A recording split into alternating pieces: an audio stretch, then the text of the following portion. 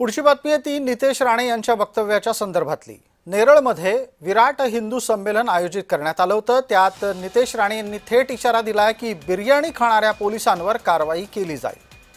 हा सगळा विषय हिंदुत्ववादी विचाराच्या सरकारमध्ये खपवून घेणार नाही असं सुद्धा नितेश राणे म्हणाले आहेत। मुस्लिम धर्मगुरू सज्जाद नोमानी आणि पोलिसांवर नितेश राणेंनी थेट इशारा दिला आहे।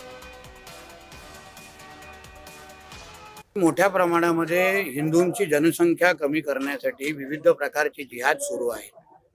अनधिकृत मदरसा, कत्तलखाने हे राजरोस पद्धतीने सुरू आहे।